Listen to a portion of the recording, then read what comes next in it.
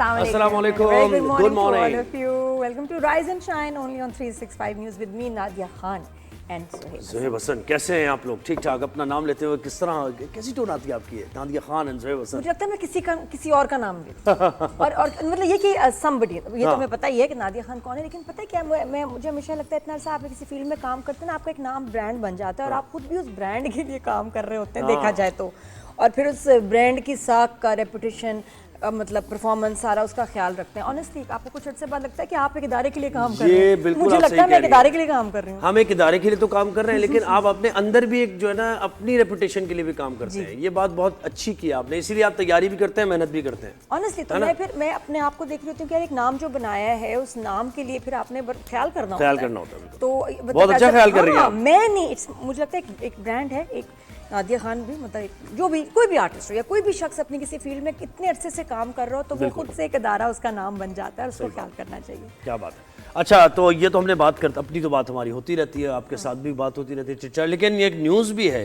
2-3 news हैं जो देनी है। ट्रंप ने ईरान के खिलाफ तारीख की सबसे सख्त इक़्तिसादी कार्रवाई का ऐलान किया। वो क्या इक़्तिसादी कार्रवाई, यानी इकनॉमिक कार्रवाई, और उन्होंने अपने तमाम इत्तेहादियों को और पूरी दुनिया को ही मैसेज ये दिया, इत्तेहादी हो ना हो सबको ये मैसेज दिया है कि जो भी टाइज़ हैं या आप बनाना चाह रहे हैं, कोई स्मगलिंग भी हो रही है तेल की इधर उधर, जो कुछ भी हो रहा है ईरान के साथ सारे ताल्लुकात मुनक़ता करें आप। ठीक है, ये बिल्कुल मैं बर्दाश्त नहीं करूँगा, डोनाल्ड ट्रंप ये कह रहे हैं, और इसका मतलब ये है डोनाल्ड ट्रंप कह रहे हैं कि अगर किसी के ताल्लुकात होंगे तो फिर उससे भी सख्ती से निपटा जाएगा। और उन्होंने कहा कि इस तरह मैं ईरान को वो सबक सिखाऊंगा कि जो दुनिया भी याद करेगी और ईरान भी याद। और अभी आजकल जो आप उनके बयान सुन रहे हैं ना, वो लिंक्ड हैं इस चीज़ से। जैसे 2 दिन पहले फॉक्स न्यूज़ को वो कह रहे हैं कि अगर ओमान हमारे रास्ते में आएगा तो आई विल बॉम्ब ओमान। अब आप कहते हैं कि भाई क्यों, ओमान ने तो कुछ ऐसा नहीं किया, बल्कि इनकी मतलब उनका अपना बड़ा नुकसान हुआ है। लेकिन अब फिर ये भी सुनने में आ रहा है कि वो तेहरान के साथ जो ओमान है अपना कोई इस्टेब्लिश करना चाह रहे हैं joint shipping mechanism through the strait of Hormuz, क्योंकि जाहिर बात है सबका बिजनेस है, सबके जहाज वहाँ से गुजरते हैं, तो कोई ना कोई चाह रहे हैं कॉन्ट्रैक्ट्स हो जाएं, कोई अंडरस्टैंडिंग हो जाए, which Trump will not allow. And ये एक बड़े पता है ये सीरियस बात है, ये बहुत सीरियस स्टेटमेंट है। ऐसी बातें बोलना ट्रंप के लिए आसान है, लेकिन जो इस रीजन में ममालिक है उनको तो वहाँ स्ट्रेट ऑफ हॉर्मज़ से गुजरना ही है, बिजनेस करना ही है। देखिए, कह रहे हैं कि ईरान को माली या तिजारती सहूलत फराहम करने वाले मुल्क को सख्त मुआशी नताइज का सामना करना पड़ेगा। तो वो तो वैसे भी करना पड़ेगा। आप मुझे बताएं, इस रीजन के ममालिक तो हम तो कोऑपरेशन चाहते हैं। अच्छा, हम अपनी बात करते हैं, खुल के करते हैं, हम तो अपनी बात करते हैं, हम तो कोऑपरेशन चाहते हैं। पाक ईरान गैस पाइपलाइन का मसला है, हम तो चाहते हैं कि ईरान के साथ पेट्रोल हमें सस्ता मिले, हम तो चाहते हैं दीगर तिजारत ट्रेड बहाल हो और बाकायदा ईरान और पाकिस्तान के ताल्लुकात मजीद मुस्तहकम हो, तिजारती सतह पर पीपल टू पीपल कॉन्टैक्ट भी, और वैसे भी ताल्लुकात बेहतर हों। ये बड़े प्रोजेक्ट्स, मेगा प्रोजेक्ट्स को लेकर एनर्जी का ही मसला है ना, हमारा एनर्जी का मसला ईरान सॉल्व कर सकता है, रशिया सॉल्व कर सकता है, तो हम तो खुल के ये बात कर रहे हैं। तो इसका मतलब ये जो एक स्टेटमेंट दिया है, इसको थ्रेट भी कहा जाएगा ना। थ्रेट मुझे लगता है ये सबके लिए धमकी है। अब ये पाकिस्तान समेत सबके लिए धमकी है, सबके लिए धमकी है, इसलिए क्योंकि इसमें सिर्फ ईरान का नुकसान नहीं होगा, हम सबका नुकसान होगा।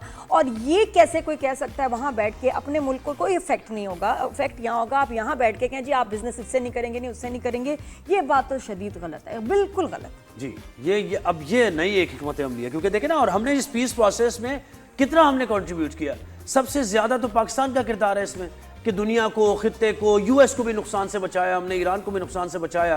तो हम एज ए कंट्रीब्यूटर तो ये सोचने पे हक़ जानिब है ना कि ये जो स्टेटमेंट आई है क्यों आई है, ये नहीं आनी चाहिए थी इस तरह की स्टेटमेंट। हर किसी के अपने बायलैटरल ताल्लुकात भी होते हैं, हमारे यूएस से भी बायलैटरल ताल्लुकात बेहतरीन है, हमारा हक है कि हम ईरान के साथ, सऊदी अरेबिया के साथ, रशिया के साथ हमारे अच्छे ताल्लुकात हों। बिल्कुल। अब आप ये ट्रंप के इजराइल से फुल ताल्लुकात चल रहे हैं, जिस मुल्क से चाहें अपना रखते हैं ताल्लुक, बिजनेस, इनको कोई कुछ नहीं कह सकता, लेकिन कौन सा मुल्क किस दूसरे मुल्क के साथ बिजनेस करेगा नहीं करेगा ये ट्रंप विल डिसाइड।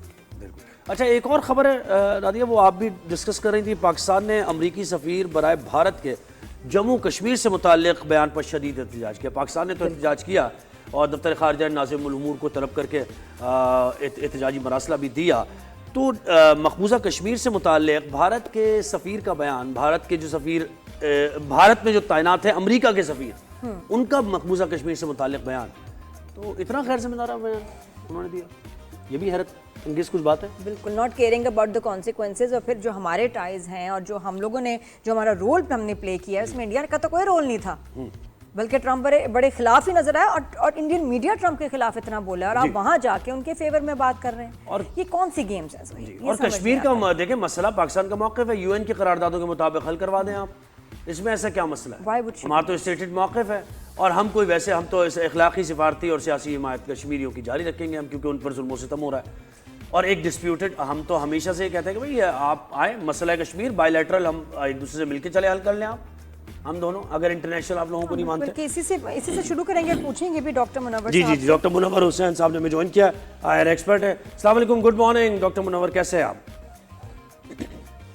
ज़ुहैब, आपको भी और नादिया खान, आपकी टीम, देखने वालों को बहुत सलाम, बहुत शुक्रिया, अल्हम्दुलिल्लाह फाइन।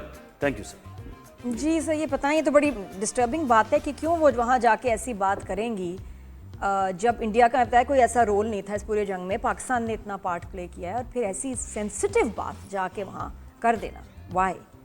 ये हो तो नहीं सकता कि किसी का अप्रूवल ना हो और ट्रंप को ना पता और जाके वो ऐसी बात कर दें। नादिया खान साहबा, इसके दो जवाबात हैं।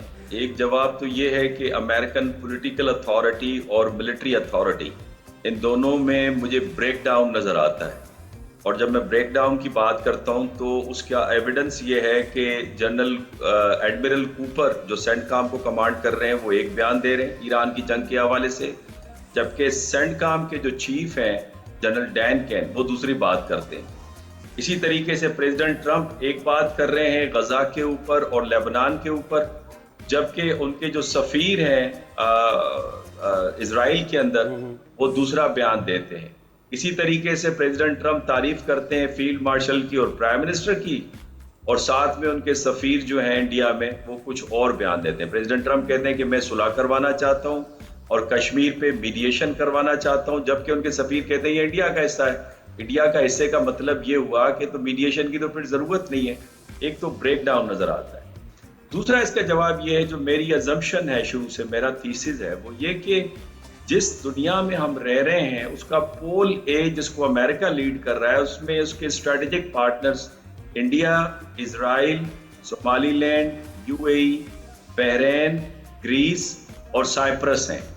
तो लिहाजा ये उन्हीं के साथ चलेंगे।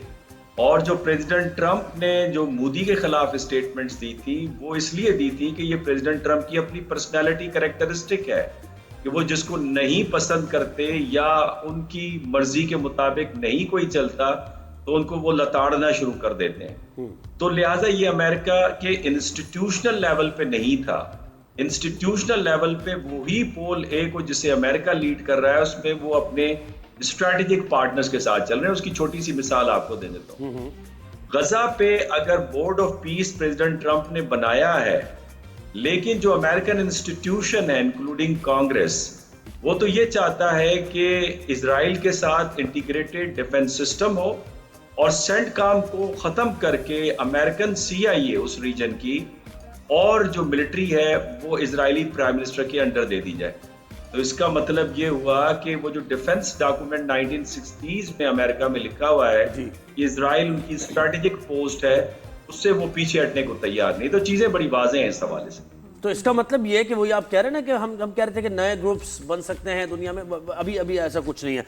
अच्छा, ये डोनाल्ड ट्रंप का सर इस टाइमिंग पे ये बयान, एक तो एक क्लियर मैसेज है, ये इत्तेहादियों को भी मैसेज है जो आपके साथ कोई टेम्परेरी कोऑपरेशन कर रहे हैं उनके लिए भी, और दुश्मनों के लिए तो है ही, कि अगर कोई ईरान को माली सहूलत फराहम की, कोई तिजारती कोई टाइज आपने करने की कोशिश की, तो शदीद और सख्त मुआशी नताइज का सामना करना पड़ेगा उस मुल्क को। ये किसको क्या कह रहे हैं डोनाल्ड ट्रंप?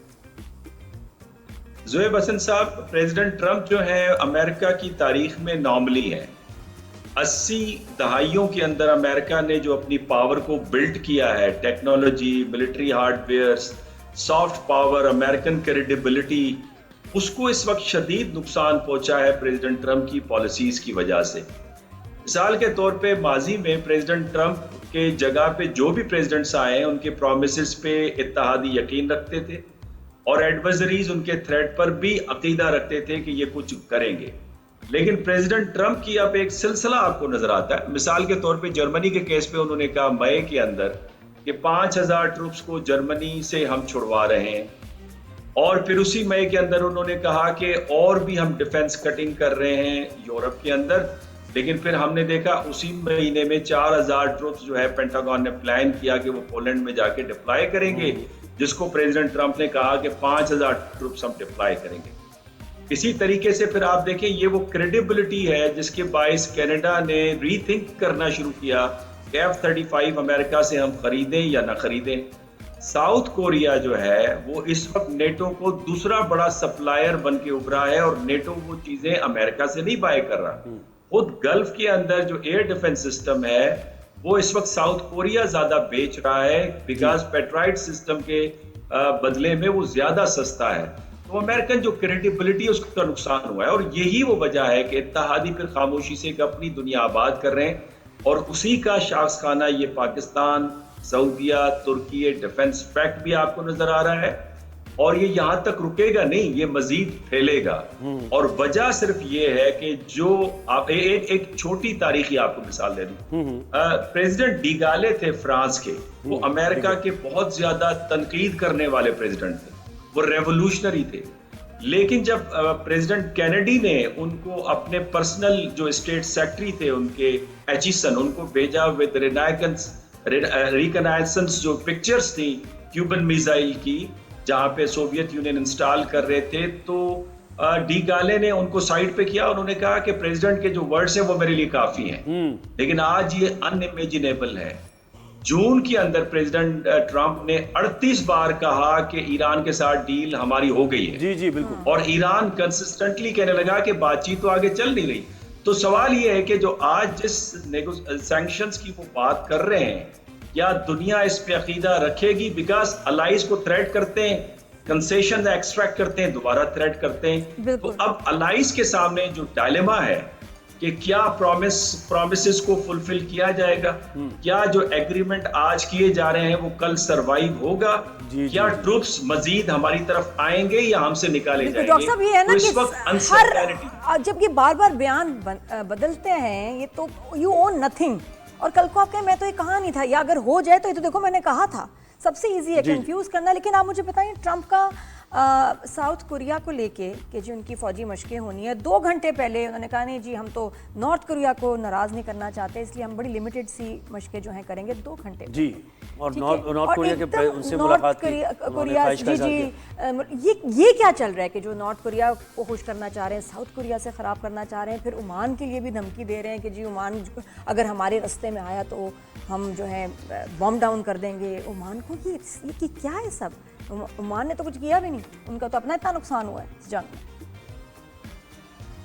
ये नॉर्थ कोरिया के साथ देखें, साउथ कोरिया को प्रेसिडेंट ट्रंप ने उनके प्रेसिडेंट को फोन करके कहा कि आप एक टोकन सपोर्ट हमें दें ईरान के खिलाफ। साउथ कोरियन प्रेसिडेंट ने कहा no thank you very much, जिस पे प्रेसिडेंट ट्रंप ने ग्रीवेंसेस रखी और उन्होंने कहा कि अगर हम आपके पास अपने 49,000 ट्रूप्स आपकी हिफाजत के लिए नॉर्थ कोरिया के खिलाफ रखे हुए हैं, बिलियंस ऑफ डॉलर्स खर्च कर रहे हैं, आप एक टोकन सपोर्ट भी नहीं दे रहे, तो हम क्यों नॉर्थ कोरिया के खिलाफ आपको सपोर्ट दें। और यही केस उन्होंने यूरोप के हवाले से भी बिल्ड किया है। दूसरा ओमान जो है, देखें ओमान के हवाले से भी प्रेसिडेंट ट्रंप की ग्रीवेंसेस है। ग्रीवेंसेस ये हैं कि जिस वक्त फैब के अंदर ईरान और अमेरिका के दरमियान में ओमान मीडिएशन करवा रहा था और 28 फैब को अमेरिका ने हमला कर दिया ईरान के ऊपर इजराइल के साथ मिलके, तो ओमानी फॉरेन मिनिस्टर ने इस बात को अया किया था कि न्यूक्लियर डील तकरीबन हो गई थी और ये हमला नाजायज था, जिससे जो क्रेडिबिलिटी थी प्रेसिडेंट ट्रंप की ईरान के खिलाफ जंग की वो गिर गई थी। तो उस ग्रीवेंसेस को रखते हुए वो बारहा ओमान को थ्रेट कर रहे हैं। पहली मर्तबा भी किया जिस वक्त हुर्मुज़ पे बातचीत चल रही थी ईरान और ओमान के दरमियान में। इस दफा ओमान ने प्रेसिडेंट ट्रंप को, अमेरिकन एडमिनिस्ट्रेशन को इन कॉन्फिडेंस लिया, लेकिन इवन देन उनको थ्रेट करने लग गए। इसका मतलब ये कि न वो एमओयू की रिस्पेक्ट कर रहे हैं, न वो जिन ममालिक ने मीडिएशन का किरदार किया उनको ऑफ रैंप लेके दिया, न उससे फायदा उठा रहे हैं, जिससे उनको रिगार्ड कर रहे हैं। उनका जो इस तरह की स्टेटमेंट से तो ना उनको रिगार्ड कर रहे हैं आप। एग्जैक्टली, बल्कि इससे एक और चीज वेब जाहिर हो रही है, और वो ये जाहिर हो रही है कि प्रेसिडेंट ट्रंप का डे 1 से जो इंटेंशन था वो ईरान के अंदर रिजीम चेंज करना नहीं था। वो अब भी स्टेट ऑफ हॉर्मुज़ को खुलवाना नहीं है, बल्कि वो ईरान को तबाह करना है। और ये वो प्रॉमिस करके आए, कब्जा करना है और ईरान को तबाह करना है। और ईरान को तबाह इसलिए करना है कि न्यूयॉर्क के जो क्लीनियर्स है उनके साथ वो वादा करके आए थे कि अगर आप दोबारा हमें प्रेसिडेंट बनाएंगे तो मैं ईरान के खिलाफ जंग को खोलूंगा। लिंडसी ग्राम की बहुत सारी सर, लेकिन मसला डायल, अब और ये यही प्रॉब्लम ये है पब्लिक- ना सर, हम जैसे ममालिक इस खित्ते के हैं और नाम लिए बगैर, हमारे लिए तो प्रॉब्लम ये है ना सर कि अब बैलेंस कैसे रखा जाए। एक बहुत हद तक बैलेंस बरकरार रखने की कोशिश की गई इस रीजन के ममालिक की तरफ से, पाकिस्तान की तरफ से, और कामयाब भी रहे। लेकिन अब क्या आप समझ रहे हैं कि ये इस फेज में अब दुनिया दाखिल हो गई है, स्टेटमेंट्स जो डोनाल्ड ट्रंप की आ रही हैं कि अब हम क्या करेंगे, आगे नेक्स्ट क्या कर सकते हैं? हम जो कर रहे हैं बहुत ज़ुएब, हमने बहुत अच्छा किया है। हमने अमेरिका को हमेशा रेस्क्यू किया है। हमारी पॉलिसी बड़ी बैलेंस्ड रही है और इसको दुनिया तस्लीम भी करती है। अब क्या करना है, अब आप देख रहे हैं कि दुनिया 4 पोला वर्ल्ड के अंदर तब्दील हो गई है और आप देख रहे हैं कि उसमें पहले 3 पोल थे, अमेरिकन पोल, चाइनीज पोल और यूरोपियन पोल। अब एक चौथा पोल वजूद में आ गया है जिसको हम कह रहे हैं कि सऊदी अरब, पाकिस्तान और तुर्की डिफेंस एग्रीमेंट है, जिसमें इजिप्ट भी शामिल होने जा रहा है, कतर भी शामिल होने जा रहा है, एंड मुमकिन है ईरान भी जल्दी शामिल हो जाए, इंडोनेशिया भी शामिल हो जाए। उसकी बुनियादी वजह यह है कि ये वो एग्रीमेंट है जो कि कई खितों पर मुहित है। मिसाल के तौर पे तुर्किया यूरेशिया के अंदर मौजूद है, पाकिस्तान साउथ एशिया, सऊदी अरब गल्फ के अंदर है, इजिप्ट अफ्रीका के अंदर है।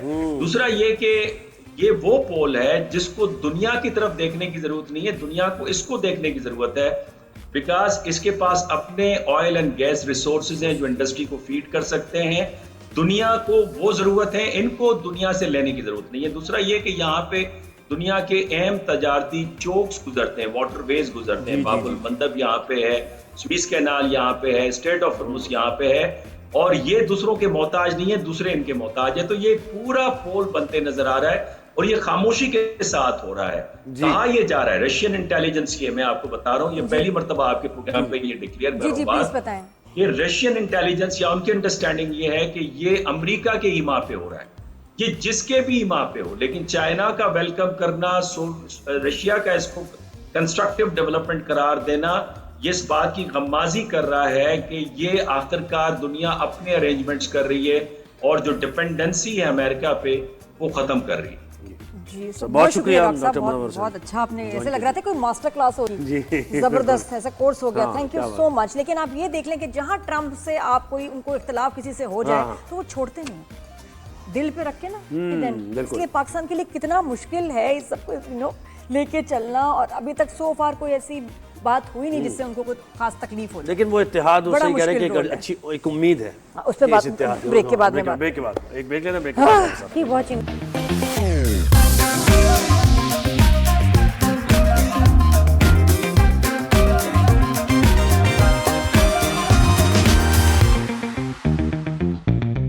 मौसम की हम बात करते हैं। मौसम आपके दिल पर भी असरअंदाज होता है। जब अच्छा मौसम होता है तो आपका दिल भी बाग बाग हो जाता है ना, कराची में बड़ा मोहब्बत के जज्बे पैदा होते हैं और ये सारे कराची नहीं ज़ोहैब ऐसा कुछ नहीं है। बस ये अच्छा, मुझे सबसे ज्यादा खुशी क्या होती है बादल देख के और अच्छा मौसम देख के कि एसी नहीं चलाना पड़ेगा, बिजली का बिल कम। मैं तो उस पे खुश हो जाती हूँ ना। वो एज के साथ साथ आपकी खुशी की नौयत वजह बदल जाती है। हाँ, घर चलाने वाले के।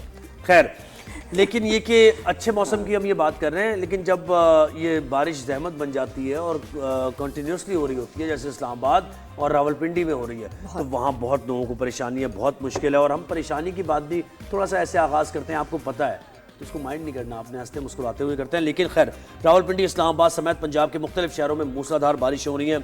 जुड़वा शहरों में मजमूई तौर पर 140 मिलीमीटर से ज़ायद बारिश रिकॉर्ड की जा चुकी है। ये बहुत ज़्यादा होती है। और वासा रावलपिंडी ने हाई अलर्ट जारी करते हुए रेन इमरजेंसी भी नाफिज कर दिया है और मानसून सीजन का ये सबसे हैवी स्पेल है, ये बताया जा रहा है वासा की तरफ से।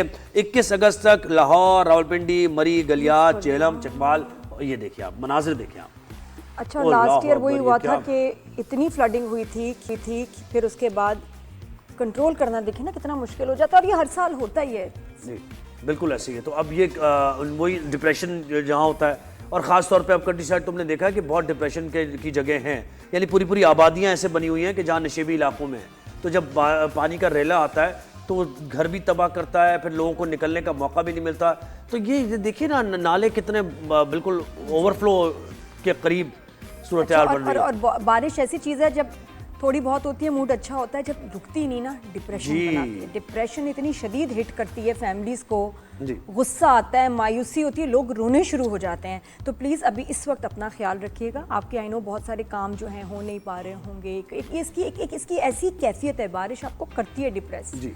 तो प्लीज़ इस वक्त जो है अच्छी थोड़ा सा चीज़ देखें हैं, अपनी थेरेपी ये करें, देखिए गाड़ी समझें। कितनी गाड़ी डूबी हुई है और पूरी, बच्चों पे बाइकर्स गुस्सा ना करें, बिल्कुल ऐसे क्योंकि ही देखिए आधे सभी आधे अफेक्ट पानी हो रहे हैं, में और जा बच्चे रहे हैं। आपको देखेंगे तो और अफेक्ट होंगे। सेफ रहिएगा, बिल्कुल कोई रिस्क लेने माली की कोई नुकसान ज़रूरत है, जानी नुकसान है, डिस्प्लेस हो रहे हैं लोग, क्या सामान बचाना है, अपने साथ लेके जाना है, क्या रखना है, बहुत बड़ी मुश्किल है ये। हमें ज्वाइन किया है 365 न्यूज़ के कॉरेस्पॉन्डेंट है गुलाम जी, और इसके साथ साथ हमें मोहम्मद सैफ अनवर जप्पा साहब ने भी ज्वाइन किया है, DG PGM पंजाब हैं। दोनों को वेलकम करते हैं शो पर। लेकिन सबसे पहले हम रिपोर्ट लेंगे गुलाम मुस्तफ़ा से।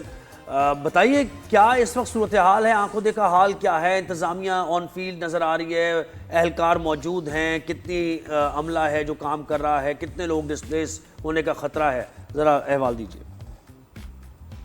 जी बिल्कुल जिस तरह आपने बताया मौसम के हवाले से, तो ये रावलपिंडी में चौथा स्पेल आज रात से ही, गुज़श्ता रात से ही शुरू हुआ है मूसलाधार बारिश का। लेकिन अब तक अगर देखा जाए तो मजबूती तौर पर 45 मिलीमीटर बारिश रिकॉर्ड की जा चुकी है, जो कटारिया के मुकाम पर सबसे ज्यादा हुई है। लेकिन इस वक्त मैं जो रिपोर्ट कर रहा हूँ वो आपको नालली के मुकाम से कर रहा हूँ, और इस वक्त अगर पानी की सतह देखी जाए तो इस वक्त तकरीबन 5.5 फुट बुलंद है।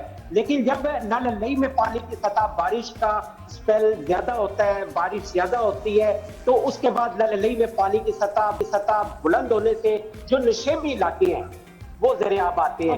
नशेबी इलाकों में जो इर्द गिर्द की आबादियां हैं वो ज़रियाब आती हैं, जिनमें न्यू कटारिया इलाका, आर्या महल्ला है, इसी तरह जान कॉलोनी है, जावेद कॉलोनी है, मिल्लत कॉलोनी है, रहीमाबाद का इलाका है।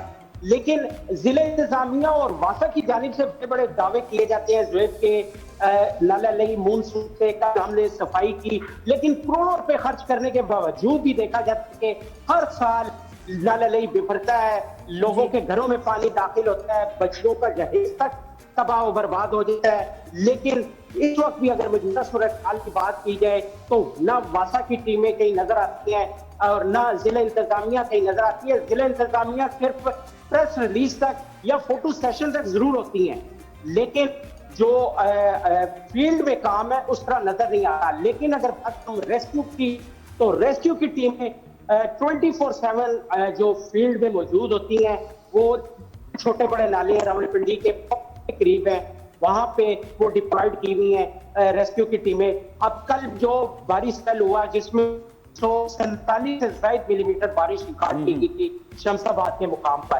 और तकरीबन 120 से ज्यादा अफराद को महफूज मुकामात पर भी पहुंचाया गया था। जिस तरह एक मदरसा था जिसमें 400 से ज्यादा बच्चे थे, जब पानी दाखिल हुआ तो वहां पे ना वासा की टीमें पहुंची, ना जिला इंतजामिया पहुंची, वहां पे सिर्फ रेस्क्यू की टीमें पहुंची थी जिन्होंने उन बच्चों को महफूज मुकामात पर पहुंचाया। और इसी तरह जो रहीमाबाद का इलाका है जो वहां पे बारिश बंद होने के 4 घंटे तक पानी खड़ा रहा, वहां पे वासा की टीमें पहुंची, ना दीगर अमला वहां पे पहुंचा। वो बेयारो मददगार वहां पे जो ताजर थे, जो शहरी थे, वो मशहूर होकर रह गए। जो बच्चे स्कूल जाने वाले थे, बच्चियां स्कूल जाने वाली थी, वो उसके अंदर से पानी के अंदर से बंद नहीं होने चाहिए। अच्छा, थोड़ा सा जरा सवा रिवर का भी बताइएगा, क्योंकि वहाँ लास्ट ईयर बड़ी कहते हैं ना खतरनाक सिचुएशन हो गई थी। DHA का इलाका, वहाँ एक बुरा वाक़या भी हुआ था। आप अभी उस वक्त वहाँ क्या सिचुएशन है सवा रिवर की? देखें, सवा रिवर जो है, क्योंकि नाला ले जाके सवा रिवर में ही गिरता है। सवा रिवर की अगर बात की जाए, सवा रिवर उस तरह नहीं बिफरा जिस तरह गुज़श्ता बरस बरसता था, बिफरा था, क्योंकि उससे देखा गया था कि बहुत सारे नशेबी इलाकों के अलावा दही इलाके और दीगर जो बैरियर टाउन और दूसरे निजी हाउसिंग सोसाइटीज थी, उनके अंदर भी पानी दाखिल हुआ था। लेकिन इस दफा उस तरह पानी उन इलाकों में दाखिल नहीं हुआ। मासवाई जो सिटी के इलाके थे, कैंट के इलाके थे, वहां पे पानी जरूर दाखिल हुआ है। और इस वक्त भी जो नालली है वहां पे पानी की सतह तो 5.5 फुट है, लेकिन क्योंकि तजावुज़ात माफिया जिसको हम वो उसकी वजह से उनकी नुकसान हो सकता है, उनकी जानो माल को। बिल्कुल गुलाम मुस्तफा, आप हमारे साथ ही रहिए। मोहम्मद सैफ साहब से ज़रा पूछते हैं। सर बहुत शुक्रिया आपने वक्त दिया शो पर।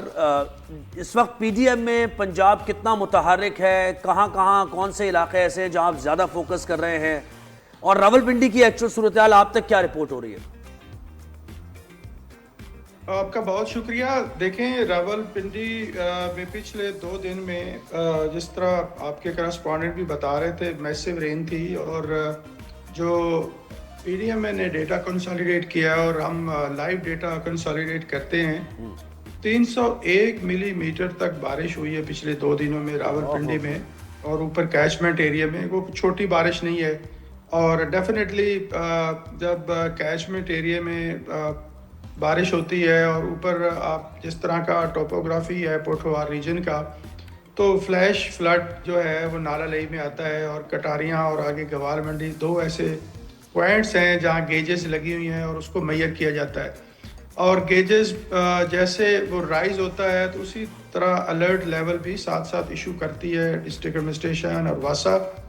इस पे मैं ये ज़रूर कहना चाहूँगा कि इस मैसिव जो चैलेंज था कल और परसों, उस पे commissioner Rawalpindi was in the field, deputy commissioner Rawalpindi was in the field, वासा की सारी टीम्स फील्ड में थी, और रेस्क्यू 1112 चूँकि फर्स्ट रिस्पॉन्डर है इन केस ऑफ एवैक्यूएशन और इमरजेंसी, तो जहाँ लोग कल ट्रैप हुए 2 बिल्डिंग्स में हुए, उनको बड़ा टाइमली एवैक्यूएट किया गया। लो लाइंग एरियाज़ में बिल्कुल पानी आया, लेकिन उसकी भी जो इस नाला लई की ओवरऑल पैटर्न है, जब ये लेवल रेज होता है तो जो पानी शहर से इसमें आ रहा होता है वो रुकता है, और उसकी वजह से पीछे पॉन्डिंग होती है। लेकिन वासा को मैं अप्रिशिएट करना चाहूँगा, उन्होंने काफ़ी हैवी डिप्लॉयमेंट की मशीनरी की, और वो जो लो लाइंग एरियाज़ है उससे भी पानी निकला। इसके साथ साथ जिस तरह आपने बताया कि पीडीएम में कितना एक्टिव है या किस तरह चीज़ों को देख रहा है, हमें डेफिनेटली चैलेंजेस हैं और अर्बन फ्लडिंग के चैलेंजेस हैं। जिस तरह मानसून का पैटर्न है, जितने हमारे नॉर्थ के डिस्ट्रिक्ट्स हैं पंजाब में, या नॉर्थ ईस्ट के डिस्ट्रिक्ट हैं जिसमें नीचे गुजरात आ जाता है, फिर नारोवाल है, सियालकोट है, गुजरांवाला है। मैं अगर गुजरांवाला की बात करूं तो गुजरांवाला में इस पूरे स्पेल में 25 जून से आज तक 1000 मिलीमीटर से ज़्यादा बारिश हो चुकी है। अब इतने मैसिव चैलेंज को मशीनरी उसी तरह और एडमिनिस्ट्रेशन हैंडल कर रही है। और अगर मैं कंपैरिजन आपको दूं 2024, 25 और 26 का, तो जो पॉन्डिंग होती थी लो लाइंग एरियाज में, वो अगर 2024 में वो 6 घंटे में रिमूव हो रही है और रिसीड होती है, तो अब 2026 में वो आधे घंटे में और घंटे में रिसीड हो रही है। डेफिनेटली चैलेंज है, लेकिन तो ये डिजास्टर मैनेजमेंट तो सर हो रही है, लेकिन मुझे आप बताएं, क्योंकि हर साल ये अब डिजास्टर आता है, तो क्या उसके बाद कोई ऐसा रिपोर्ट पेश की जाती है कि जी देखें ये हुआ है, अब ये अगले साल ना हो तो हम इसको कुछ बेहतर कर सकें? फॉर एग्जांपल नाला लई जो है, इतना हम इसको भी डिस्कस कर रहे हैं, मैं बचपन से देख रही हूँ, इधर भी आबादी है, इधर भी आबादी है, इसमें कोई चेंजेस नहीं आ सकते कि ये ज्यादा पानी होल्ड कर सके? कुछ इसकी डेप्थ में आई डोंट नो साइड्स पे, तो मैंने कहा इधर रोड है आबादी, इधर रोड है आबादी, तो इसको कैसे इसके ऊपर कोई काम कर सकते हैं कि ज्यादा पानी जो है होल्ड कर सके? और या ऐसी और भी चीजें कि भाई ये हमें चेंजेस करने हैं नेक्स्ट ईयर के लिए, तो वो क्या होते हैं? ऐसे कोई रिपोर्ट बनाता है? प्लीज इस नाला लेक के बारे में भी बताएं। देखें, इसका एक तो एनुअल बेसिस पे इसकी ड्रेजिंग होती है, इसकी सफाई होती है। इंक्रोचमेंट एज सच नाला लेक के रिवर बेड में नहीं है। जब ड्रेजिंग होती है तो इसकी कैपेसिटी बेहतर की जाती है, लेकिन इस पे 2-3 ऑप्शंस अवेलेबल हैं। और एक रात भी चीफ मिनिस्टर साहबा ने डायरेक्शन दी है कि आप इसको दोबारा विजिट करें। सैटरडे को कमिश्नर साहब के पास और पीडीएम में भी जा रहा है अपनी एक्सपर्ट टीम के साथ। We will find a way out कि इसका कटारियाँ से पीछे कोई हम डाइवर्जन इस तरह की दें कि नाला लई में डिस्चार्ज कम हो, ताकि जो लो लाइंग एरियाज़ हैं उसका पानी नाला लई में इजीली डिस्चार्ज होता रहे, और जो पीछे पॉन्डिंग होती है वो ना हो। तो होपफुली इसका जल्दी हम सोल्यूशन लेके आएंगे। और दूसरी जो बात आपने की कि हमने कभी कोई लेसन लर्न किया, डेफिनेटली लर्न किया। मैं आपको एक मिसाल ज़रूर इस पे देना चाहूँगा। पिछली दफ़ा मैसिव फ्लड था और जलालपुर, पीरवाला और मुल्तान मैसिवली हिट हुआ। ख़बरों में आता रहा, थाउजेंड्स में एवैक्यूएशन हुई।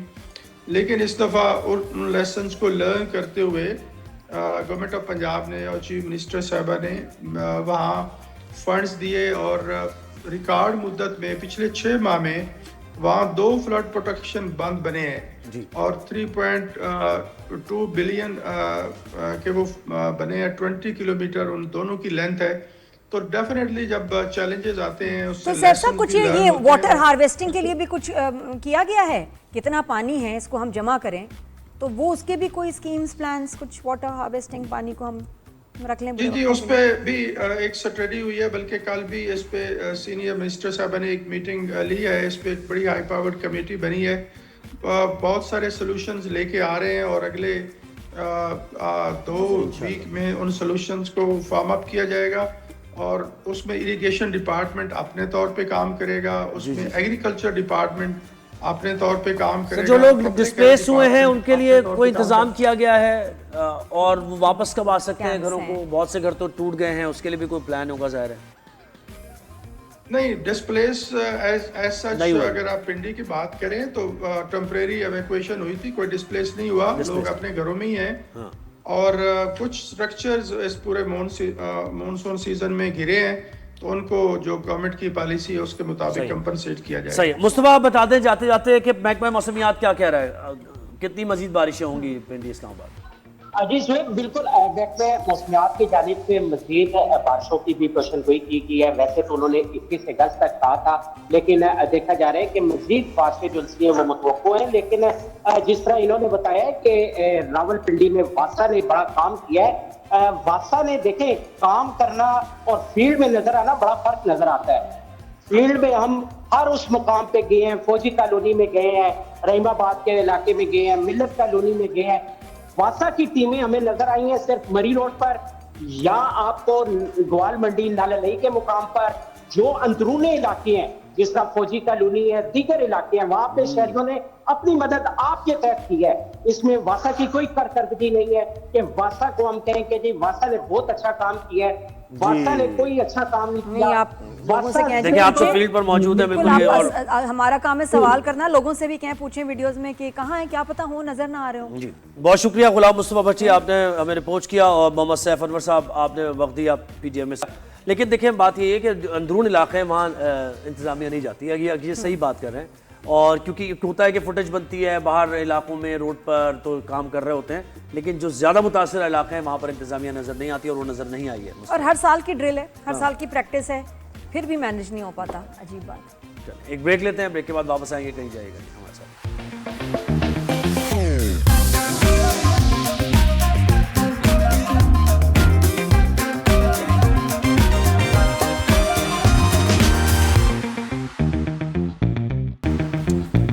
Welcome back. और आपको खुशी खबर देनी है, खुशखबरियों का दिन भी है, कल भी था, आज भी है और हमेशा रहे। हम तो दुआएं करते कल भी होगा।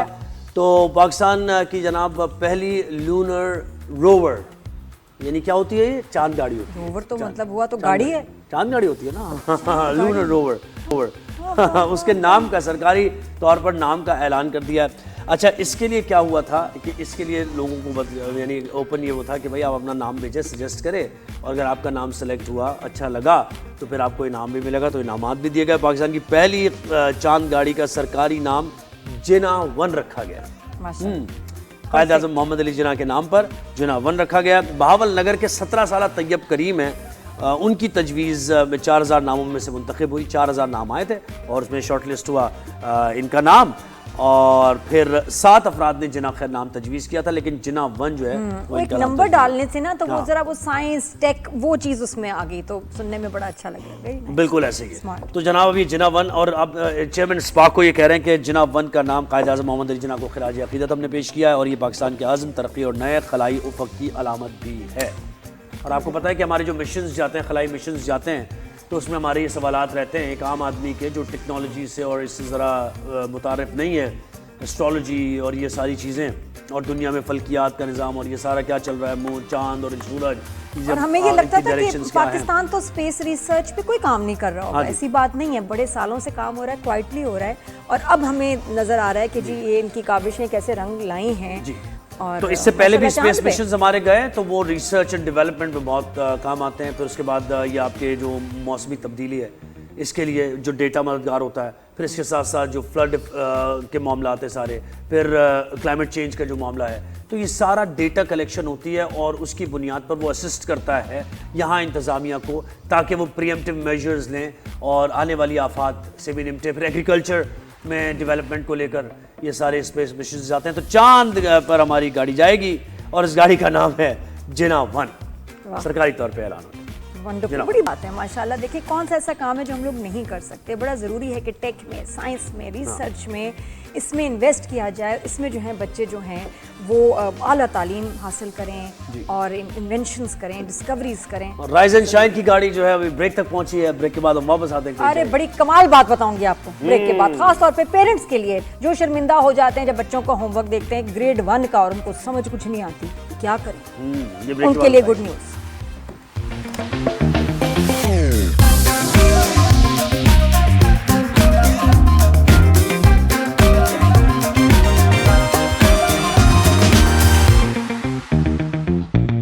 और आप जितना भी डरें घबराएं एआई से, हम ऐसा होने नहीं देंगे। हम आपकी दोस्ती करा के रहेंगे जेमिनी से, चैट जीपीटी से, सबसे। ये जो एआई के जितने भी टूल्स हैं ये आपके लिए बड़े मुफीद हैं। मैं खुद इस्तेमाल करना शुरू किया मक्खी मार सकता है तो जिंदगी आसान हो जाएगी। नहीं, ये आप काम खुद करेंगे, मैनुअल काम खुद, लेकिन एआई से इतना कमाल है। जैसे होमवर्क की बात मैं पहले बताई थी ब्रेक से पहले, सुहेब के जी कभी कभी बच्चों के होमवर्क होते हैं जैसे ग्रेड 1, ग्रेड 2, शर्मिंदा हो जाते हैं, आपको समझ ही नहीं आ रही होती, इंग्लिश का, मैथ का, किसी से पूछें तो अलग शर्मिंदगी।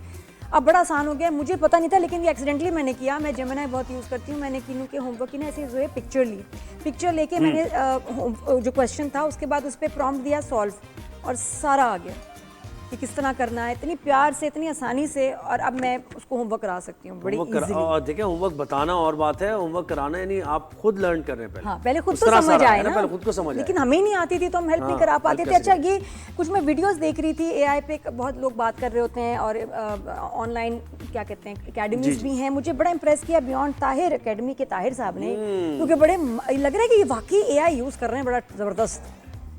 And he is a AI coach, founder हैं बियॉन्ड ताहिर एकेडमी से। इनकी एकेडमी से 10,000 के करीब स्टूडेंट्स पास आउट हो चुके हैं, 10,000 अभी भी पढ़ रहे हैं और बहुत एआई के बारे में जानते हैं।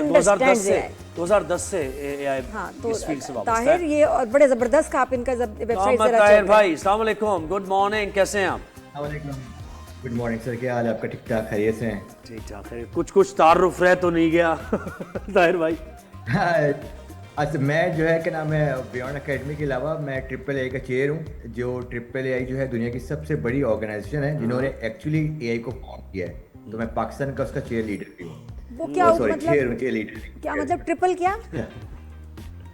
AAA जो है एक ऑर्गेनाइजेशन है जिन्होंने एआई को बनाया है। 1958 से वो एआई में काम कर रहे हैं। 1978 में ये पूरी ऑर्गेनाइजेशन ताहिर, हमारे लिए तो ये बड़ा नया है। तुमने कहाँ से सीखा और कब सीखा और कितना सीख लिया? मैं एक्चुअली 2002 से सॉफ्टवेयर हाउस चला रहा हूँ और 2014 से मैं IBM से जुड़ा हूँ। मैं IBM का पार्टनर हूँ। IBM की एक डिपार्टमेंट है वॉटसन, जो एआई पे काम करते हैं। तो मैं उनके सॉफ्टवेयर्स को जो है इम्प्लीमेंट करता हूँ, सपोर्ट देता हूँ पाकिस्तान में। तो 2013 से मैं एआई में इस तरह से जुड़ गया था और उसके बाद फिर मैंने उसको लर्न करना स्टार्ट किया, डेवलप करना स्टार्ट किया, हमने सॉफ्टवेयर्स बनाए और इस तरह से जर्नी स्टार्ट हुई। 2022 में अब पता है लोग इससे घबरा भी रहे हैं ताहिर कि ये एआई जॉब्स ले लेगा, ये कर लेगा, इस्तेमाल भी नहीं कर रहे हैं। थोड़ा सा बताओ कि हम अपनी डेली लाइफ में स्टूडेंट्स या जो लोग जॉब्स करते हैं, मीडिया के हैं या कोई भी जॉब्स, उसमें एआई का इस्तेमाल कैसे कर सकते हैं? देखिए, पहली बात तो जॉब्स तो के बारे में तो हम उसमें कोई डाउट नहीं है, AI is taking the jobs, but वो नई जॉब्स बना भी रहे। हमने ना एक चीज़ को, कॉन्सेप्ट को क्लियर करना है और वो ये क्लियर करना है कि एआई बेसिकली कोई ऐसी चीज़ नहीं है जो जॉब्स दे रहा हो। एआई ने ना हमें सिर्फ दो चीज़ें दी हैं, एक कि प्रॉब्लम को ढूंढना और उस प्रॉब्लम को सॉल्व करना। तो अगर आप कोई भी प्रॉब्लम को ढूंढ के सॉल्व करते हैं, that is the business for you. अब जैसे कि मैं आपको बताऊं कि दुनिया में सबसे ज़्यादा डिमांड जो होती है वो होती है क्लाइंट्स की। आपको भी चाहिए, मुझे भी चाहिए, हर किसी को क्लाइंट्स चाहिए। तो एआई से आप लीड जनरेट करें, this is one of the best business right now. बड़े बड़े सॉफ्टवेयर बनाने की जरूरत नहीं है। जेमिनी हो गया, चैट जीपीटी हो गया, साथ में आपने अपोलो लगा लिया, एपीफाई लगा लिया, ये सब कुछ फ्री है। आपने इससे कनेक्ट किया, आपने लीड्स जनरेट करी, उन लीड्स को आपने मैसेज करके वार्म किया कि कंफर्म है, और आपने उनको सेल करना स्टार्ट कर दिया। ये इतना आसान ये तो है सेल हो गया। What about students? Sorry sir, time कम है ना, तो हम जरा ज़्यादा सवाल आपसे पूछना चाह रहे हैं। मुझे अपने स्टूडेंट्स कैसे इसका इस्तेमाल कर सकते हैं अपने प्रोजेक्ट्स, रिसर्च में, लेकिन ये भी प्लेजरिज्म भी ना हो, ये भी एक मसला है। जैसे और रिसर्च पे ट्रस्ट कैसे करें एआई की, ये मुझे बताएं कि क्या एआई से पूछा उसने बता दिया मान ले, और एआई यूज करके स्टूडेंट्स क्या कुछ सीख नहीं रहे और बस कॉपी पेस्ट कर रहे हैं, या मतलब कुछ सीख भी रहे हैं फिर भी? अभी तो कॉपी पेस्ट भी कर रहे हैं, बट अब जो एआई के सॉफ्टवेयर आ गए, जैसे जेमिनी है, चैट जीपीटी है, इन्होंने स्टूडेंट्स के लिए निकाला है। चैट जीपीटी ने कल ही निकाला है फॉर किड्स, और जेमिनी का स्टूडेंट सॉफ्टवेयर है। अब वो क्या करता है कि वो बिल्कुल उनको हमारी तरह रेगुलर आंसर नहीं दे रहा होता, वो साथ सिखा भी रहा होता है। तो अगर वो टूल यूज करते, बिल्कुल फ्री टूल्स हैं और उससे सीख भी सकते हैं, और उसके जो रिसर्च है बेसिकली वो हेलुसिनेट नहीं करता, वो रैग बेस है। रैग बेस का मतलब जो भी जवाब आएगा वो विद द लिंक आएगा कि यहाँ से हमने जवाब उठाया है, उस ऐसी नहीं है कि जो आपको अपनी तरफ से बताए। तो एआई अब बहुत ट्रांसफॉर्म हो गया। लास्ट 2 महीने से अब एआई जो है वो बिल्कुल हेलुसिनेट नहीं कर रहा, वो सारे आंसर वो निकाल के दे रहा है जो नेट पे अवेलेबल हैं, या जो बिल्कुल वेरीफाई करके दे रहा है। खातून ने तो ऐसे मतलब समझने के लिए हम कह रहे हैं, खातून ने कहा कि एआई मैं अब कार वॉश कराने जाना चाहती हूँ, करीब है कार वॉश, पैदल जाऊँ या गाड़ी पे जाऊँ? तो एआई ने कहा कि पैदल चली जाओ तो अच्छा है तुम्हारी हेल्थ के लिए। अच्छा, हाँ बिल्कुल, क्या है ऐसा बिल्कुल है, क्योंकि एआई जो है ज़्यादातर जो है ना वो अब उसमें कुछ रूल्स भी हैं, रेगुलेशंस भी हैं, तो उनको देखते हुए वो चीज़ें कर रहा होता है। अब अगर आप हेल्थ की बात करेंगे तो वो पहले इसको प्रायोरिटी दे देता है, बट एआई अब बहुत बेटर हो चुका है। और स्टूडेंट्स का तो बिल्कुल अलग एआई है, स्टूडेंट्स का चैट जीपीटी भी अलग है, और स्टूडेंट का जेमिनी भी अलग है। ये अच्छा, ये पेड है, ये फ्री है, ये जो स्टूडेंट्स के हैं एआई फ्री है? गवर्नमेंट ने गूगल से गवर्नमेंट ने जो है वो कॉन्ट्रैक्ट किया है, and I am very happy with that. But Google मैंने पूछना भी था क्योंकि मैंने परसों मैंने सब्सक्रिप्शन खरीदी, देखो जरा पता चला फ्री हो गया। आपको बताऊं, एक बात अमेज है कि मैं जो मैंने वो पढ़ा न्यूज़ को, तो मैं तो गूगल तो 1 साल से वैसे ही फ्री है स्टूडेंट्स के लिए। आपके पास अगर स्टूडेंट की ईमेल एड्रेस है आप उसको साइन अप कर सकते हैं। जेमिनी सब कुछ फ्री है, 1 साल हो गया। गूगल ने 250 कंट्रीज को फ्री किया हुआ है, जेमिनी भी फ्री है, बट आपके पास जो है ना स्टूडेंट का कार्ड होना चाहिए या स्टूडेंट की ईमेल होनी चाहिए। अच्छा, और स्टूडेंट के अलावा भी अब तो फ्री है ना 1 साल के लिए? क्या है कि जेमिनी प्रो जो एआई है वो क्या फ्री हो जाएगा 1 साल के लिए? देखिए, 1 साल के लिए फ्री हो रहा है for the students and startups, जो ऑलरेडी फ्री है। वैसे अगर देखा जाए, अब स्टार्टअप्स में क्या है कि गूगल की अपनी एक रिक्वायरमेंट है, आप अगर वो रिक्वायरमेंट फ्री करेंगे, कुछ भी नहीं है, एक फॉर्म है सिंपल सा, आप वो फॉर्म फिल करेंगे, मैंने ये इस तरह बिजनेस करना है, वो आपको 1 साल का फ्री कर देता है। लेकिन उससे फायदा क्या है? एक नॉर्मल जेमिनी से जो आप सवाल पूछ रहे हैं, और अगर आप जेमिनी प्रो लेते हैं, इसकी सब्सक्रिप्शन फी है मंथली, क्या मैम? जैसे ये ऐसा है कि जैसे मैं आपसे बोलता हूँ कि मैम मुझे इस चीज़ का जवाब दें, और आप मुझे बोलते हैं तुम्हारे पास सिर्फ 5 मिनट है, और मैं आपसे बोलता हूँ कि नहीं मुझे आपका 1 घंटा चाहिए, आप मुझे पूरा एक्सप्लेन करें। बिल्कुल प्रो और फ्री में ये फ़र्क है। फ्री में क्या होता है कि वो आपको शॉर्ट आंसर देगा, और वो कम से कम कॉन्टेक्स्ट को यूज़ करेगा, कम से कम टोकन यूज़ करेगा, वो फ्री है। और वही आंसर जब आप उससे पूछेंगे तो मल्टीप्लाई बाय 10 की तरह आंसर देगा। वो उसमें और रिसर्च करेगा, उसको और डिटेल अच्छा, और साथ में वीडियोस भी बनाएगा। ये भी मैं देखा कि फर्क ये कि इसमें वो वीडियो जनरेशन भी है, जो कि जेमिनी में नहीं है। हाँ, गूगल का जो पूरा इकोसिस्टम है उसमें जो है आपका जो 1 साल का फ्री है, उसमें आपको वीडियोस फ्री हैं, उसमें आपको चैट फ्री है, उसमें आपको जो है रिसर्च फ्री है। उसका एक अपना टूल है नोटबुक के नाम से, जो कि अभी गूगल का बहुत बेहतरीन टूल, जो बिल्कुल भी हेलुसिनेट नहीं करता, जो कि स्टूडेंट और प्रोफेसर्स के लिए, रिसर्च के लिए बहुत बेस्ट है, और वो अभी सबके लिए फ्री है, यानी कि लाइक आप भी यूज कर सकते हैं। अच्छा, सेटिंग बताएं। जेमिनी पे गए फोन पे, अब ये सादा सी बात बताओ, हमारे पास है जेमिनी, ठीक है जी, अब आप इसकी सेटिंग मुझे बताएं बेसिक क्या होनी चाहिए। वो इतना कुछ पूछ रहा है जी, flash extended 3.5 flash 3.1 pro extended thinking, ये क्या बला है? हम क्या करें? सेटिंग अपने फोन पे क्या सेटिंग रखें इसकी? हाँ, जो सबसे डिपेंड करता है, अगर आपने डेली लाइफ के क्वेश्चंस पूछने हैं कि मुझे क्या नाम है ये करना है, छोटी छोटी चीजें पूछनी है, तो फ्लैश जो है सबसे बेस्ट है। अगर आपने कोई फ्लैश लाइट या फ्लैश, जी फ्लैश लाइट और फ्लैश दोनों बेस्ट हैं। फ्लैश लाइट में क्या होगा कि वो आपको वो जवाब दे सकता है कि जो जवाब उसके पास छोटे आंसर्स देगा जो डेली लाइफ के होते हैं, जैसे कि मुझे जो है इस जगह जाना है, यहाँ से क्या मिलेगा, यहाँ जाने क्या मिलेगा, वो आपको देगा आंसर। फ्लैश में भी वही देगा। उससे जब आप ऊपर वर्जन में जाते हैं तो वहाँ कॉम्प्लेक्सिटी में आप पूछ सकते हैं, आपने कोई सॉफ्टवेयर बनाना है, आपने कोई रिसर्च करनी है, आपने कोई डिटेल में कोई चीज़ पूछनी है, आपने कोई न्यूज़ निकालनी है, आप कोई इन्फॉर्मेशन निकालना चाहते हैं जिसमें उसको 10, 12, 15 वेबसाइट्स देखनी है, तो वहाँ जो है ना वो प्रो आता है। कोई भी कॉम्प्लेक्स सवाल हो गया, मैं निटी-ग्रिटी में जाएगा उसकी। मुझे बताएं कि हाँ निटी-ग्रिटी। मुझे बताएं कि AI IQ तक कब पहुंचेगा? देखिए AI IQ तक पहुंच चुका है, ऐसा AI तो अभी AI AGI तक पहुंच चुका है। दुनिया समझ रही है कि AI जो है अभी इनिशियल पे है, AI जो है जनरल AI में पहुंच चुका है, ह्यूमन लेवल से ऊपर पहुंच चुका है। मसला सारा ये है we can not afford it, हम उसको यूज़ नहीं कर सकते हैं। अभी आप देखें ना कि अभी $15 $20 का जो अकाउंट है वो कितने कम लोग यूज़ कर रहे हैं। जितना आप अच्छा AI को यूज़ करना चाहेंगे उतना आपको अच्छा पैकेज लेना है। अब यही अगर आप चैट GPT जेमिनी का देखें, इनका $100 का पैकेज है जो इससे मल्टीप्लाई बाय 100 है। उसमें आप अगर उसको आप यूज़ करेंगे आप बिल्कुल वाव हो जाएंगे कि आप बोलेंगे कि आपने यानी उसके बिल्कुल वाव हो जाएंगे। जो चीज़ें वो मना कर रहा था उन चीज़ों के वो आंसर देना शुरू कर देगा, जो चीज़ें वो बता रहा था कि मेरे पास नहीं है वो चीज़ों के करना शुरू कर देगा। अब तो AI पूरा आपका कंप्यूटर ऑपरेट कर लेता है। जेमिनी हो गया, उसका स्पार्क हो गया, चैट GPT का वर्क हो गया, उसमें आप सिर्फ एक प्रॉम्प्ट दे वो पूरा आपका कंप्यूटर ऑपरेट करेगा। अच्छा, तो ये पेड में क्या, अब मैंने तो सुना है फ्री भी, और आपने टोकन वोकन लोगों को नहीं समझ आती कि ये क्या ये किस चीज़ के टोकन कब यूज़ हो रहे हैं, कहाँ यूज़ हो रहे हैं? टोकन मैं आपको सिंपल वर्ड्स में बताता हूँ कि जब आप कोई प्रॉम्प्ट लिखते हैं या कोई इंस्ट्रक्शन लिखते हैं तो समझ लें एक वर्ड एक टोकन है, और जब वो उस इंस्ट्रक्शन को समझ रहा होता है तो उस समझने में जितने वर्ड्स वो रीड कर रहा होता है तो समझ लें वो एक वर्ड एक टोकन है। और फिर वही जब आपके पास आंसर आ रहा होता है, अगर आपके पास दो लाइन आई हैं और 2 लाइन में आपके पास 100 वर्ड्स हैं तो आपके 100 टोकन हैं। तो उसको इतना ईजी समझे। तो अब फ्री में है क्या है, फ्री में क्या है? फ्री में क्या है, फॉर एग्जाम्पल उसने आपको 500 टोकन की परमिशन दी हुई है कि पर आपकी क्वेश्चन पे वो 500 टोकन से ऊपर आपको आंसर नहीं देगा। तो अगर आंसर आपको हो सकता है बड़ा हो सकता है कि वो आंसर हो, तो वो क्या करता है उसको शॉर्ट कर देता है, शॉर्ट कर देता है। मैं तो इतने लंबे सवाल पूछती थी, मैं तो आपका हेलो सवाल में भी Gemini, how are token you, consume होगा और जवाब में भी हाँ सही। होए मैं तो बहुत लंबे सवाल पूछ वहाँ रही वो हूँ। गलती करता है ना। अब क्या है कि उसने आपको जवाब तो देना ही देना है, तो फ्री में क्या करता है कि वहाँ गलती करता है, वो क्या करता है कि वो सारी इन्फॉर्मेशन से जो मेन इन्फॉर्मेशन है वो निकालता है, अपनी इन्फॉर्मेशन मिक्स करता है, आपको बता देता है, तो वहाँ वो गलती करता है। ये फर्क है पेड में और फ्री में। एक और ताहिर बड़ी ज़रूरी हाँ, बात, पूछे। हम इसको आजकल लोग थंबनेल्स या पिक्चर को खूबसूरत सा ना बनाने के लिए इस्तेमाल कर रहे होते हैं। अब होता क्या है, जैसे एक बार मैंने अपनी पिक्चर दी और मैंने कहा प्यारा सा थंबनेल बना दो, इसमें इधर यहाँ हाथ में मेरे मग और राइज एंड शाइन, तो बनाई उसने। मसला है 3 हाथ मेरे आ गए उसमें। मैंने कहा नहीं यार, मैं थोड़े ना एक हाथ कम कर दो, मेरे 2 ही हैं। अब उसने एक हाथ कम कर दिया, मुंह ढींगा पड़े। अच्छा, उस हाथ को कम करने में अब जो नई पिक्चर उसने बनाई मुंह टेढ़ा कर दिया। मैंने कहा नहीं भाई, मेरा मुंह जरा थोड़ा सा ठीक करो। अब उसने मुंह ठीक किया, बाल को कुछ हो गया।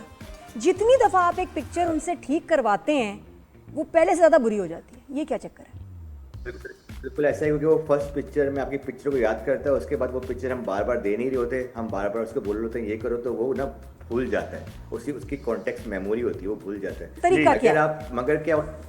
मगर तरीका ये है कि आप अच्छे मॉडल यूज़ करें। अब अगर इमेज के लिए अगर आपने मॉडल यूज़ करना है तो चैट GPT का जो मॉडल है इमेज का, इट्स एन अमेजिंग मॉडल। क्या है? अगर आप जेमिनी का, चैट GPT का अपना इमेज मॉडल है, चैट GPT के अंदर ही है। आप चैट GPT में जब कोई इमेज बनवाते हैं ना तो उसका अपना इमेज मॉडल है जिसका नाम है इमेज 2। वो अभी one of the best model है इमेज बनाने के लिए। और जेमिनी का क्या है? नहीं बनाया जेमिनी का कुछ है नहीं? जेमिनी का इमेज मॉडल है जिसका नाम है नैनो बनाना। नहीं तो वो अब वो उसी जेमिनी पे करेंगे या उसके लिए किसी और जगह जाना पड़ेगा नैनो बनाना से मिलने के लिए? एक चैट विंडो है आपकी जो आप यूज़ करते हैं चैट GPT की, वहाँ आपने बताना होगा कि मुझे इमेज बनानी है, तो ऑटोमेटिकली वो पीछे वो मॉडल को कनेक्ट कर लेता है। सिर्फ वीडियो बनाने के लिए जेमिनी में आपको एक वेबसाइट है फ्लो, वहाँ जाना होगा। वीडियो नहीं बनाता वो, वीडियो के लिए आपको फ्लो में जाना पड़ेगा। गूगल की अपनी वेबसाइट है फ्लो के नाम से, आप वहाँ जाएंगे, वहाँ जाके आप वीडियो बना सकते हैं। बाकी जेमिनी कह रहा है yes I can make video for you, what kind of video will you like? ये क्या बात है? ये अमेजिंग है। आप क्या करेगा कि आपकी वीडियोस को फ्लो से कनेक्ट कर लेगा और फ्लो के जरिए वीडियो बना देगा।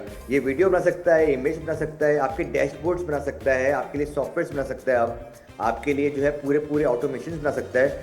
किड्स जो हैं उनके लिए बेस्ट वे है कि वो एआई एजेंट्स और एआई ऑटोमेशन बनाए जेमिनी से, अगर उनको एक समझने का फ्री फेज मिल रहा है, है। मेरे तो समझने का फेज है, सुनने का फेज है। अच्छा, गूगल पाकिस्तान आ गया, ऑफिस भी आ गया गूगल का, जॉब्स क्रिएट होंगी, हमारी इकोनॉमी में बेहतरी आएगी, क्या होगा, पाकिस्तानियों को जॉब्स कैसे मिलेंगी, जरा इस बारे में बताइए। पहले ही डिपेंड, ये मेन चीज कि आया है मगर क्या करने आया है। यानी कि अभी गूगल ये बोल रहा है कि मैं जो है लोगों को पढ़ाऊंगा और कोर्स फ्री दूंगा, और अभी गूगल ये बोल रहा है कि मैं जेमिनी फ्री दूंगा।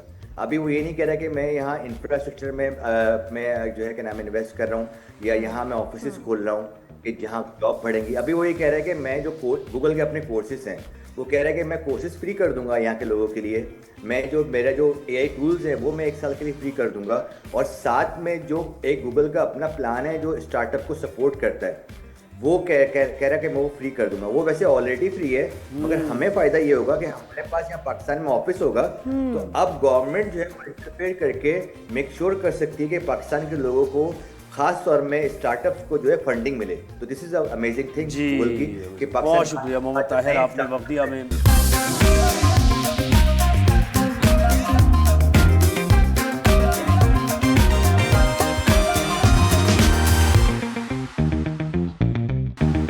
Welcome back to rise and shine. माशाल्लाह इंडस्ट्री में सारे लोग जान पहचान के हैं, लेकिन कुछ गेस्ट ऐसे होते हैं जिनको मैं अवॉइड करना चाहती हूँ, शो पे ना ही आए तो अच्छा है। और वो फिर भी अगर टीम ले आए तो अल्लाह खैर ही करे, क्योंकि वो दोस्त भी होते हैं और इतने मुंह फट होते हैं कि मैं घबरा जाती हूँ कि अल्लाह खैर करे। ध्यान नाल नुमान मसूद पुराना चलता आ रहा कुछ है। अब आपने नाम ले दिया। अस्सलाम वालेकुम, नोमान मसूद हमारे साथ है। कौन नहीं जानता नोमान भाई को यार, जब से इन्होंने, कोई नहीं जानता उसको, जो ये लड़का है ना जितना शरारती है आप नहीं जानते। वाइम साहब कैसे हैं आप दोनों यार? ठीक ठाक है भाई, भाई। इस लड़के की वजह से लोगों ने कराटे और जूडो वगैरह सीखी है, आपको पता है? हमारे बड़े थे बच्चे हमसे थोड़े हैं ब्रूस ली। हाँ यार जोएब, जब मुझे लोग लेके जाते हैं ना 93 में, तो मुझे लगता है कुछ 70-80 साल पहले की बात थी। सही है। नहीं अभी कल की बात अभी है, कल की बात है। लेकिन मैं पहले भी देखे तो मैं इतनी खुश हुई हूँ। Numan, you have lost weight finally. क्या करो, टीके लगा? यार बात हुई है ना कि 5 साल खाबा चलाते चलाते मैं कोई खाबा की तरह हो गया था। सही बात है। और उसके बाद जब मैंने टेलीविजन दोबारा शुरू किया, तो उसके बाद मैंने जब अपने आप को टीवी पे देखा, तो मैंने कहा Numan Masood, you need to lose at least 200 kg। फिर उसके बाद मैंने वर्किंग शुरू की, फिर मैंने अपनी डाइट कंट्रोल की, खाबा के खाने छोड़े थोड़े दिनों के लिए, वर्कआउट किया, डाइट कंट्रोल की, तो मैंने फिर को 5-1 महीने लगा के कोई 15-16 kg वेट कम। अच्छा, नुमान को इंजेक्शंस, टैबलेट्स, कोई सप्लीमेंट्स, कुछ इस चीज का इस्तेमाल किया? आजकल तो इंजेक्शंस वेट लॉस के चल रहे हैं बड़े। नादिया, इस उम्र में बहुत सारी दवाइयां खानी पड़ती हैं। एक टाइम था कि हम सिर्फ खाना खाते थे। अब जो है ना, अब हमें विटामिन अलग ली जाती हैं, कैल्शियम अलग ली जाती है, उसके गोडों की गिट्टों की दवाइयां। सही है। लेकिन मतलब वेट लॉस इंजेक्शंस ये तुमने ट्राई किए? यार पता है क्या, वो मैं कर सकता था, बड़ा आसान है और लोग कर रहे हैं, मैं उसके अगेंस्ट नहीं हूँ, मगर मैं चाहता था कि देखूं कि क्या मेरे अंदर जो विल पावर है वो अभी भी वही है या नहीं, मैं चला जाऊं उसकी तरफ। तो शुक्र है, इट टुक टाइम, और मैं कोई दिन रात काम करने वाला एक्टर नहीं हूँ कि मैं कहूँ कि मुझे इमीडिएटली ऐसे कैरेक्टर्स करने हैं जिसके अंदर बनना बाप ही है। तो यार मैंने हीरो बनना होता तो मैं 4 इकट्ठे ले लेता रोजाना कि मुझे 1 महीने के अंदर वेट लॉस करना है। तो बूटा साहब लगा रहे हैं, बूटा साहब लगा रहे हैं नुमान भाई आजकल। कौन? बूटा साहब इंजेक्शंस लगा रहे हैं आजकल। बूटा साहब कौन? एक है बूटा साहब। ये बातें तो मुझे कभी बातें नहीं समझ आती।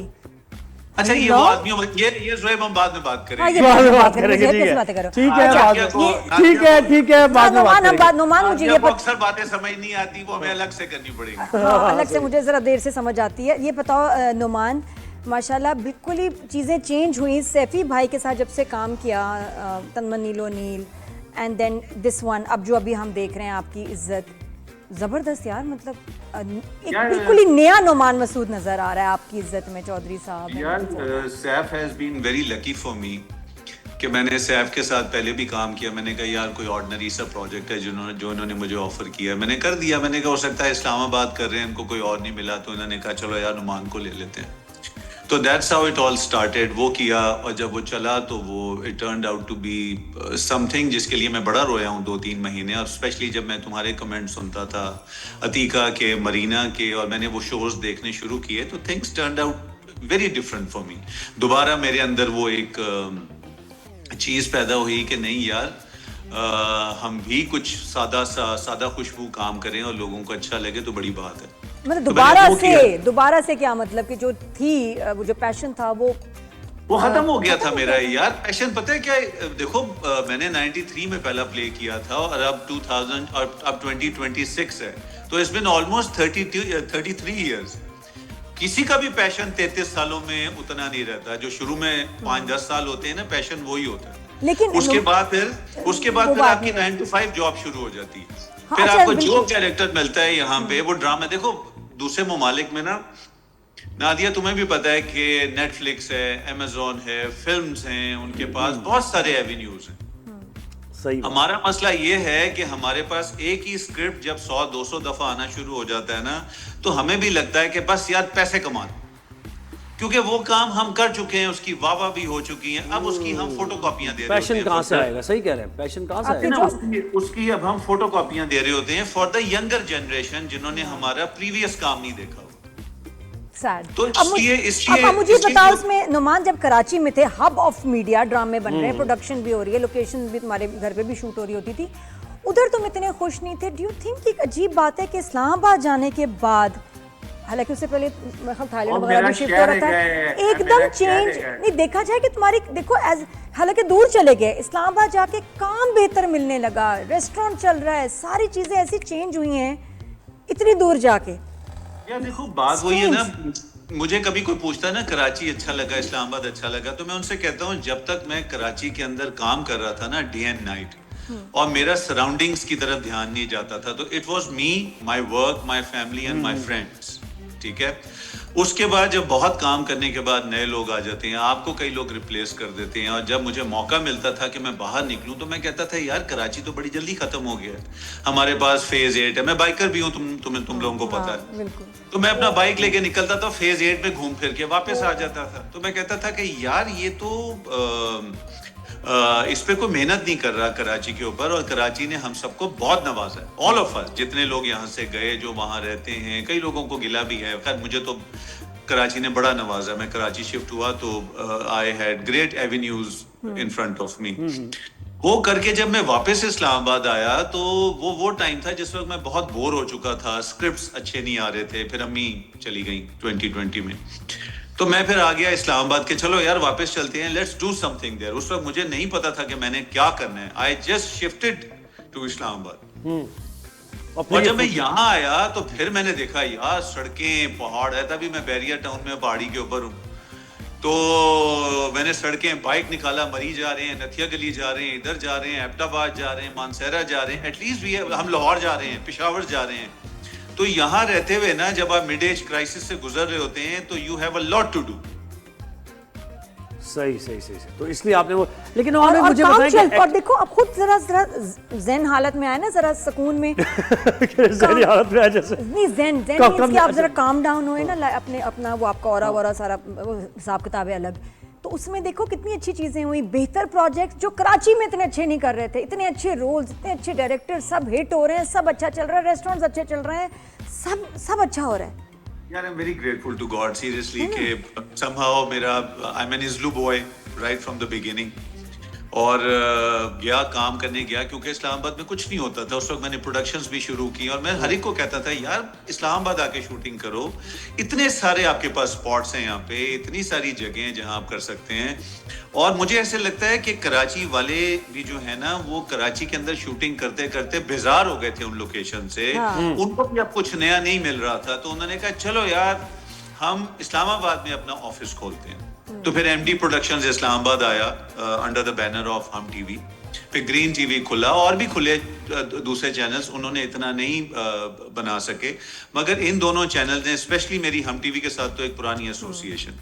अब वहाँ ड्रामे बनने शुरू हो गए, देखो एक गया ड्रामे वहाँ आ गया। क्या बात है। बस दुआ करो कि ये ऐसा ना हो कि मैं छांगा मांगा शिफ्ट हो जाऊं और पता चले ये तो छांगा मांगा ड्रामे बनने शुरू हो गए। ये तो इंडस्ट्री के रोनाल्डो बन गए कि जहाँ गए वहाँ और इस्लामाबाद स्टार प्रोडक्शन जाना होती है, सब कहते हैं नुमान तो है ना, नुमान का तो रोल डन है यार। लेकिन मुझे तो आपकी इज्जत में ये एक अजीब चौधरी साहब एक इनका रोल है बड़े खतरनाक। वैसे ऐसा हंस के दिखाना, मुझे वैसे हंस के बात करते हैं, मार देते हैं। नादिया जी आप कमाल करती हैं यार। और ऐसा तो होता ही रहता है यहाँ पे यार। This is what Punjab is all about. हाँ, लाउड खुल के हल्ले गुल्ले। देखो कराची और पंजाब में क्या फर्क है? कराची में ज्यादातर एक्सप्रेस नहीं किया जाता, ठीक है? वहां पे हर चीज यहाँ से कैलकुलेट की जाती है, हर चीज कैलकुलेशन यहाँ से चलती है। When you go to Lahore Punjab, वहां रौनकें, लाउडनेस, हल्ला गुल्ला, हर जगह खपरौला।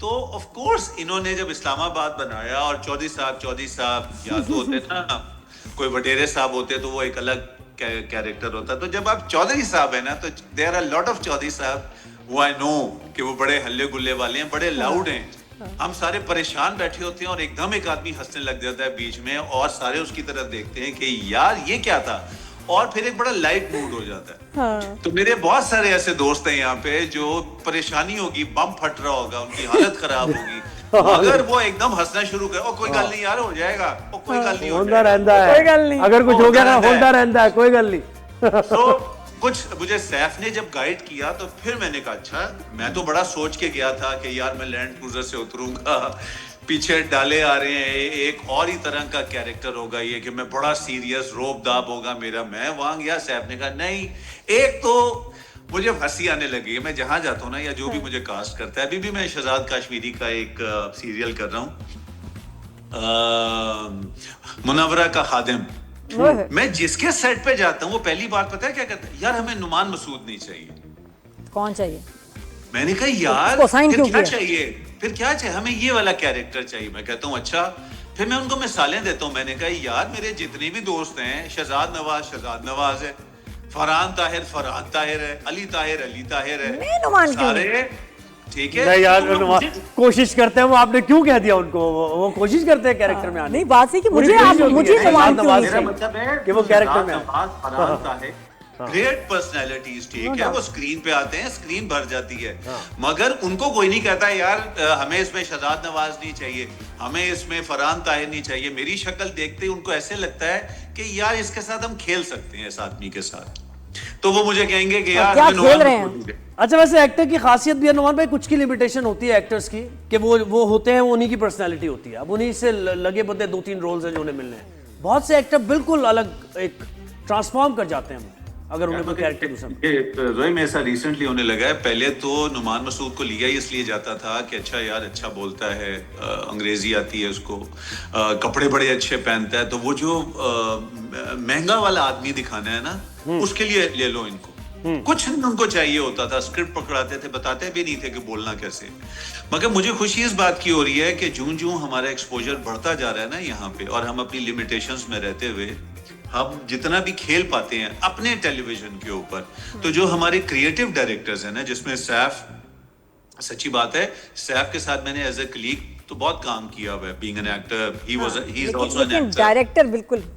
मगर मैंने कभी जिंदगी में भी एक्सपेक्ट नहीं किया था कि माशाल्लाह सैफ की कितनी क्रेडिबिलिटी है उसके अंदर इस डायरेक्शन के हवाले से। और अब तो वो वाहिद आदमी है जिसको मैं कह भी देता हूँ कि सैफ कोई अच्छा प्रोजेक्ट हुआ ना तो तूने मुझे याद रख दे। I never say this to anyone, चाहे वो कितना भी अच्छा हो, चाहे वो कुछ भी हो। मैं हम सब उनके लिए बाकी की ख्वाहिश होती है कि सब उनके साथ काम करें। नुमान एक चीज़ बताओ, थोड़ा सा एक्टिंग से हट के बताओ, क्योंकि देखिए एक्टर को बड़ी एक इंपॉर्टेंस मिलती है हमेशा ये। और उसके बाद तो मैं कैसी इंडस्ट्री में आ गए, ये सर्विस इंडस्ट्री, खाना, और सबसे मुश्किल काम मुझे लगता है पार्लर और एक रेस्टोरेंट, क्योंकि इतनी शिकायतें आती हैं। मुझे खाने का पता है। हाँ नहीं, वो तो नहीं, लेकिन वो क्वालिटी कंट्रोल बात ये कि उसमें जितना भी आपको पता हो गलतियां होती हैं, और इन दोनों प्रोफेशंस में सॉरी बड़ा करना पड़ता है जी। अभी मैं कुछ करता हूँ तो ये बताओ कि लोगों की शिकायतें, और लोग ना खुश भी नहीं होते, और लोग कहते हो कि डायरेक्ट मैं नुमान से मैंने बात करनी है, आपके ओनर से बात करनी है। उसमें कभी कोई फड्डे फुड्डे मसले वो हो जाते हैं कि ये क्या, कि ये देखें बोटी है सही इतना गली भी नहीं है, ये देखा बाल आ गया, ये देखें मैं रैपर खा गई, ये मतलब इस तरह ये खाना ठंडा नहीं है, नान कड़क नहीं है, ये तो ये सब सुना है मैंने, है ना। ये क्या ये चीजें इरिटेट नहीं करती? देखो how do you deal with this? बात फिर वो आ जाती है कि मैं बड़ा खुशकिस्मत हूँ कि मैं एक एक्टर हूँ और लोग मुझे बड़े सालों से देखते आ रहे हैं। उसमें नाना नानी भी हैं, खाला खालू भी हैं, माँ बाप भी हैं, उसमें यंगस्टर्स भी हैं, सारे हर कैटेगरी है। तो वो जब आते हैं ना तो वो क्यों आए? खाबा को तो कोई भी नहीं जानता था, मगर थोड़े बहुत लोग नुमान मसूद को जानते थे। तो जब उनको ये पता चला कि यार एक्टर ने रेस्टोरेंट खोला है, तो वो आए थे एक्टर से मिलने के लिए, वो खाना खाने नहीं आए थे। तो जब वो आते थे तो ऑफ कोर्स ऑर्डर भी करते थे कि यार ये दे दें, हांडी दे दें, कढ़ाई दे दें, नान दे दें, फलाना दे दें, चीज नान दे दें, यूं कर लें, बारबेक्यू प्लेटर दे दें। तो वो करते करते ना मैं भी बैठा होता था, आपके साथ एक तस्वीर उतार लें, तो मैं कहता था जी उतार लें, बिल्कुल उतार लें। फिर मैं उनकी टेबल पे जाता था कि आपको खाना कैसा लगा, तो वो बड़े ना एक्साइटेड होते थे कि यार ये देखो खुद हमें मिलने के लिए आए। सही। तो वो जो बीइंग एन एक्टर, जो एक हमें एक एज हासिल है कि people know us like a family member, उसकी वजह से मेरी कोताहियों को लोगों ने माफ भी किया बहुत ज्यादा। सही बात है, वो गुडविल आपकी थी पहले as an actor। अगर वो किसी ऐसे रेस्टोरेंट में जाते जहां अननोन ओनर होता, या वो जाते, वो शायद अच्छी भली उनकी माँ बहन कर देते, या लड़ते, या डांटते, या सुनाते। वो जो मेरा वहां प्रेजेंट होना था ना उस जगह पे, उसकी वजह से बड़ी बचत बड़ी हो गई। नुमान भाई, आप यानी और एक्टर्स को भी कहेंगे, आने वाले एक्टर्स जो मुतवसत बिल्कुल मिडिल क्लास से लोअर मिडिल के, यार पैरेलल जरूर करें, कोई काम करते रहें अपना। सबको कहता हूँ, ये तो मैं सबको कहता हूँ, क्योंकि पता है देखो ऐसा कोई आदमी भी नहीं है जो जिसको रिप्लेस ना किया जा सके। आप चाहे किसी को भी ले आए, आप बड़े से बड़ा नाम ले आए, हर कोई रिप्लेसेबल है।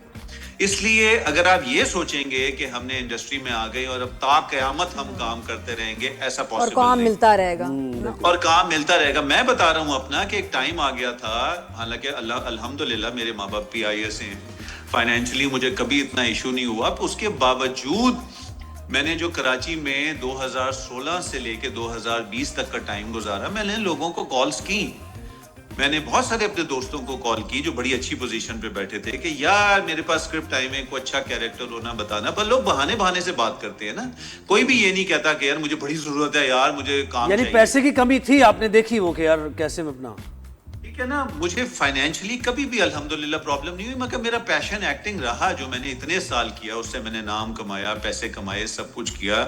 तो मैंने देखा कि यार बहुत सारे लोग जो है ना, इवन एक्ट हमारा एक ग्रुप है जिसके अंदर बहुत सारे एक्टर्स हैं, तो मैंने उसमें भी कई दफा कहा, लोग बार बार रोते थे कि जी हमें काम नहीं मिलता, इस इलाके के लोगों को काम नहीं मिलता, इस इलाके के नहीं मिलता। तो मैं उसमें कहता था कि यार, उस वक्त मैंने खाबा शुरू नहीं किया था, मैं उस वक्त कहता था यार कोई ऑल्टरनेट बिजनेस निकालो। तो आगे से पता है कई एक्टर्स ने कहा क्या करें, अब हम ढाबा खोल के तो नहीं बैठ सकते, ठीक है ना। अब क्या हमने तो यही सीखा है जिंदगी में, इसके अलावा तो हमने कुछ भी नहीं। कि हम अब ये काम करेंगे यार, ये इस तरह होता है ना, बिलो डिग्निटी समझते हैं बहुत से काम। ठीक है ना, वो कहते थे यार ये करेंगे, तो मैं उनको बताता था, मैं कहता था नहीं करो, कोई बात नहीं करो, ऐसा नहीं है, जब सर पे पड़ जाएगी ना तो फिर करना पड़ेगा, फिर जो मिलेगा करोगे। उससे पहले प्लानिंग कर लो कि यार अपनी अपनी किबला ठीक कर लो कि मैं अच्छा यार ये पैसे मेरे पास आ रहे हैं। नोमान भाई, मुझे किसी ने अभी पोस्टर भेजा, ये तुझ पे कुर्बान का, यार क्या आपने, मतलब डेयरिंग भी है आप बहुत यार। ये पोस्टर देखे ना दिया, ये हाँ, ये थोड़ा पहले का है ना, ये पहले का है। हाँ। लेकिन ये कि वाकई ये मैंने ऐसी एक्टिंग मैंने नादिया से सीखी थी उस जमाने में। सही फखर है मुझे तुम पे। वैसे मुझे लगता है कि ये वो काम होगा आपका जिसको कहते हो कि यार ज़ुहैब ना ही बात कर तो ठीक है। नहीं कॉमेडी का तो हमें मजा आता है भाई, पिंडी वाले हैं हम, पिंडी बॉय, मजा आया हमें तो। यार तुझ पे कुर्बान तो मेरे बड़ा करीब है, क्योंकि मैंने सारी जिंदगी बड़े मैचो मैन टाइप कैरेक्टर्स किए, और जब तुझ पे कुर्बान आया तो लोग एक्सपेक्ट ही नहीं करते थे कि ये जो इतना ग्रांडील जवान है, ये इस तरह का बिल्कुल करेगा कैरेक्टर, जिसमें वो बिल्कुल नहीं होते हमारे, क्या कहेंगे उसको, चुट्टू टाइप। हाँ, जमला। ठीक है। अच्छा एक बार नहीं, मैंने पता है कहा क्यों नोमान भाई है, फैसल कुरैशी हमारे साथ एक दफा आए, तो कौन सा शो था पता नहीं, कोई स्पेशल शो था, उसमें आए थे। अब उनकी पुरानी फिल्म्स के हमने क्लिप्स निकाले, तो पुरानी फिल्म्स के जब क्लिप चले तो फैसल ये चाह रहा था, मैं समझ गया कि यार बस जो हटाओ यार इनको, यार जल्दी कल की बात करो। नहीं मैंने फैसल को कितनी दफा उसके क्लिप भेजे हैं कि मैंने कहा फैसल ये जब कायदे आजम इक्तदार में थे ना तो ये तुम्हारा ड्रामा तब चला था एज अ चाइल्ड स्टार। तो वो बड़ा चबी सा, छोटू सा, गोलू मोलू सा, और वो बड़ा हंसता है, कहता है यार ये पता नहीं कहाँ से आ जाते हैं। मैं कहा ये आते हैं क्योंकि नहीं मूवीज के बड़े मजे के हैं, मूवीज के नुमान फैसल ने बड़ी की। अच्छी बात की ऑन अ सीरियस नोट। ये जो आपके साथ के जो लड़के हैं, लड़के ये थोड़े से मिडिल एज क्राइसिस का शिकार नहीं हो रहा है कि एज की बात ना करो, हमें यंग लड़कियों के साथ आना है, लेकिन कुछ क्यों इनसिक्योर हैं? क्यों बाकी लोग क्यों कुछ इनसिक्योर हो जाते हैं कि जी एज का आइडिया ना हो जाए, हमने पुरानी बात नहीं करनी? ये क्या है? यार नदिया देखो, मेरे माशाल्लाह माए 2 घोड़े, 1 is 26 and 1 is 27। तो वो जब मेरे साथ कहीं जाते हैं ना तो लोग एक्सेप्ट नहीं करते, वो समझते हैं ये दोनों मेरे भाई हैं या दोस्त हैं। तो कहने का मतलब ये है कि आई एम 55 ना। अब 55 साल की उम्र में मैं अगर कहूं कि मुझे हीरो बना दें या कुछ कर दें, वो बड़ा एक अनरियलिस्टिक। हाँ, अगर नेटफ्लिक्स होता फिर मैं वही आऊं।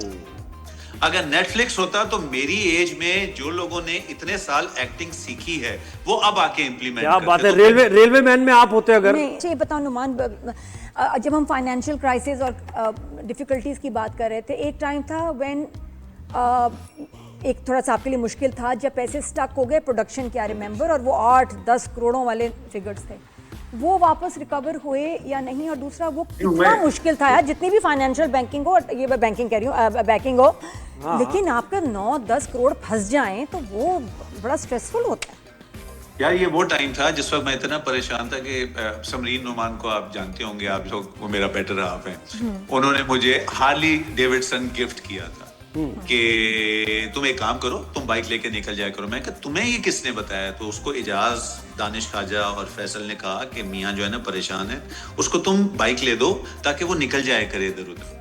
मैं बड़ा हैरान हुआ, मेरी हालत खराब होती है कि पैसे नहीं है और तुम मुझे बाइक दे रही हो। रीजन ये था, मैंने थोड़ा सा डाइवर्ट हुआ, अटेंशन मेरी डाइवर्ट हुई। मगर नादिया, हर चीज के अंदर ना आपका इखलाक, आपका पेशेंस, ये 2 चीजें हमेशा बड़ी आपके लिए बेनिफिशियल होती हैं। अगर आप अगले को प्यार सारी जिंदगी देते रहे हैं, आपने अपनी रिस्पेक्ट मेंटेन की है, तो ऐसा नहीं हो सकता कि कोई, हाँ इंटेलिजेंट होना चाहिए आप। नहीं, पैसे मिले या नहीं मिले, ये तो मुश्किल बात। नुमान बहुत मुश्किल बातें कर रहे हो, लग रहा है फिलोसफी टीचर से बातें कर रही हूँ। आसान बातें करो, पैसे मिले वापस या नहीं, ये बता दो ताकि तसल्ली हो जाए। सब मिल गए। तो क्या प्रोडक्शन हाउस दोबारा करना है, दोबारा तजुर्बा या नहीं करना? वंडरफुल। मैं ड्राइव करता रहता हूँ, मगर अब मैं टेलीविजन से ज्यादा मैं बीटीएल एक्टिविटीज करता हूँ, मैं कमर्शियल करता हूँ, मैं इवेंट्स करता हूँ। मेरी जो कंपनी है सारे वो काम करती है। सही। क्योंकि ज्यादातर जो वैसे आपने प्रोडक्शन हार्ले डेविडसन की बात की, कौन सी, क्या सॉफ्टेल है या क्या फैट बॉय, कौन सी? नहीं, मेरे पास रोड ग्लाइड है यार। ग्लाइडर, उफ, ओ, यानी मेरे पास रोड ग्लाइड है, ब्लैक कलर में, and it's a beautiful bike. 70-80 की तो है वो नुमान भाई, 70-80। यार ये यार नहीं नुमान भाई, ऐसी बात नहीं होगी, है इतने की, ऐसी बातें नहीं करते, है इतने की, 70-80 तक की है। मैं आपको बता दूं जो नाज़रीन देख रहे हैं, ऐसी बातें नहीं करते, वरना मैं पे स्केल बता दूंगा दोनों का और सही है। ग्लाइडर यानी ना, मैं कहूँगा 83 ना कोई अच्छा स्पोर्ट्सर ना कुछ, ग्लाइडर सीधी। आप एक एज पे आके अपने शौक भी ना पूरे करें तो क्या फायदा है इतना खपने का। लेकिन वैसे how do you stay so positive and happy? थोड़ा एक दो मतलब शॉर्ट उसमें बताओ कि माशाल्लाह खुश रहते हो, ये अच्छा लगता है तुम्हें देख के हमेशा। I would give this credit to my family. सच्ची बात है, समरीन, मरियम, सलमान, नभान, हम सारे जो है ना, हम लोगों को कभी बाहर के दोस्तों की जरूरत नहीं पड़ी। क्या बात, हम सब ने एक दूसरे को सपोर्ट किया। मेरे बहुत दोस्त हैं, मैं ये कहूंगा मेरे जानने वाले बहुत हैं। देखो, एक टेलीविजन पर्सनालिटी कहीं भी जाता है ना तो उसकी दोस्तियां हो जाती हैं, लोग उससे मिलते हैं, प्यार करते हैं, बातें करते हैं, अपने कार्ड देते हैं, एयरपोर्ट पे, रेलवे स्टेशन पे, अब्रॉड, एनीवेयर यू गो, आपकी दोस्तियां। मेरे पास इस वक्त मेरे मोबाइल में कोई कम से कम 8000 मोबाइल नंबर्स हैं from all over the world, जहां मैंने ट्रेवल किया हुआ। मगर आपके मुश्किल वक्त में जो है ना, आपकी इमीडिएट फैमिली ही काम आती है, बशर्ते कि आपके माँ बाप ने आपकी ट्रेनिंग अच्छी की हुई हो, आपकी फैमिली को इकट्ठा रखा हो। वो जो हम चीजें इनहेरिट करते हैं वही हम। लेकिन जब दिल दुखता है, समटाइम्स कभी होता है ना कि आप बिल्कुल डाउन होते हैं, डिप्रेशन हिट कर रही है, आप हर्ट हो, तब क्या करते हो आप? उस वक्त मुकाबला कैसे करते हो जी, जल्दी बताओ टिप्स। उस वक्त समरीन मेरे साथ लड़ाई कर लेती है। क्या करती है? लड़ाई कर लेती है। लड़ाई कर लेती है कि इसका ध्यान हटाऊं मैं इन चीजों से। मेरे साथ लड़ेगा ना तो इसकी भड़ास निकल जाएगी। क्या बात है यार, जबरदस्त तरीका है। चले नुमान भाई, बहुत शुक्रिया, आपने वक्त दिया हमें। और अब स्टूडियो भी आएंगे तो हम हमेशा ही कहते हैं हर एक्टर को इतने मशहूर और मारूफ एक्टर्स हमारे साथ आते हैं कि हमारे स्टूडियो भी आए जब भी आए। यार मैं आऊंगा, फिर आप लोग भी खाबा आ जाएं। आप दोनों वो लोग हैं जो खाबा नहीं आए। और नादिया, तुम्हारे लिए मैसेज ये है, जब नादिया अफगान आई खाबा पे तो वो पेज पे वो प्रेजेंटेशन लगती है जब कोई सेलिब्रिटी दोस्त आता है सही। तो वहां पे जब वो लगा तो बहुत सारे लोगों ने कहा कि आप दोनों नादिया के साथ किसी ड्रामे में क्यों नहीं आते, एज हीरो हीरोइंस आपका ट्रायंगल होना चाहिए, ताकि आपने नादिया अफगान के साथ भी काम किया है और नादिया खान के साथ आपका बंधन सबसे पॉपुलर हुआ था। तो बहुत सारे लोगों ने इस चीज को वहां पे लेके चला, and people want to see you and I want to see you in खाबा। So when are you coming to? जरूर आ रहे हैं। उनको ये कहना चाहिए था कि मेरी लक अच्छी है लेकिन इतनी भी अच्छी नहीं है। क्या बात है यार। अच्छा चलो थैंक यू रोमान भाई, थैंक यू भाई। अच्छा भाई। अबू कैसी? सही। ये तो बातें इतनी खैर, ये होती मजे हैं। की बातें। आपने शो देखने का शुक्रिया, फीडबैक देते रहेगा। नादिया और ज़ुहैब को दीजिए थैंक इजाज़त। यू सो मच नमान, बहुत क्या शुक्रिया शो पे आए। Thank you.